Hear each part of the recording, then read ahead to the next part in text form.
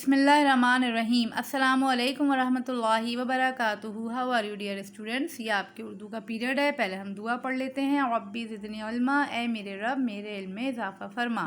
बेटा अपनी उर्दू की किताब का सफ़ा नंबर 42 खोलिए। सफ़ा नंबर 42 पे हम आ गए हैं बेटे। आज का दिन लिखिए, तारीख़ लिखिए। आज हम करेंगे ग्रामर का काम। आज हम पढ़ेंगे कलमे की इक़साम। कलमा क्या होता है?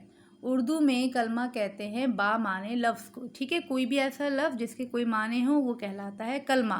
इसकी 3 इक़साम होती हैं, इस्म, फ़ेल और हुर्फ़।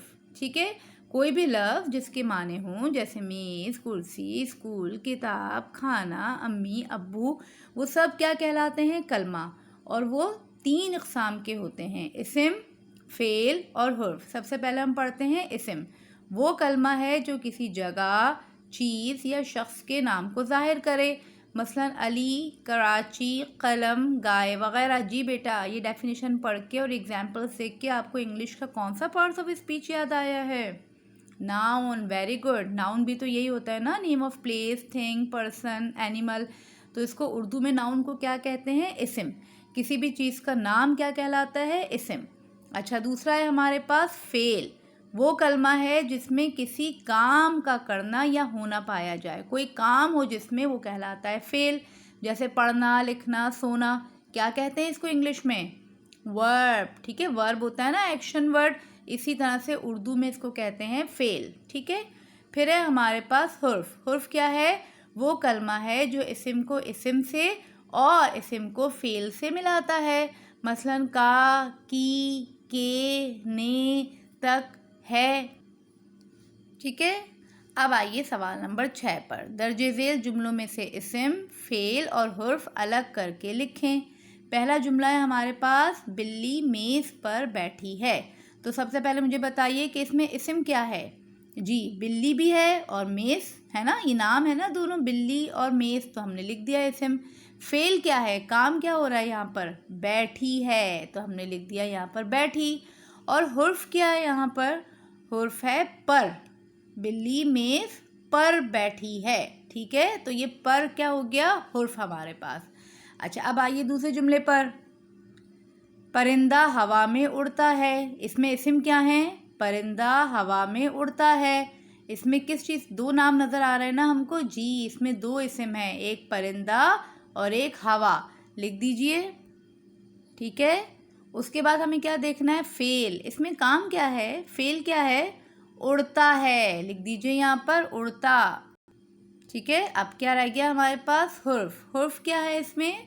परिंदा हवा में उड़ता है। जी, में क्या आ गया इसमें? हुर्फ़। में यहाँ पर लिख दीजिए। ठीक है, अब आइए तीसरे जुमले पर। लड़का गेंद से खेलता है। अब इसमें क्या है इस्म हमारे पास? लड़का और गेंद। Very good. इसके बाद फ़ेल क्या है बेटे हमारे पास? खेलता। और हुर्फ़ क्या है हमारे पास? लड़का गेंद से खेलता है, तो से हमारे पास हो गया हुर्फ़। ठीक है, इसके बाद नंबर 4 है बेटे, तालिबे इल्म को सज़ा मिली। और नंबर 5 है, बाज़ार से जूता ख़रीदा।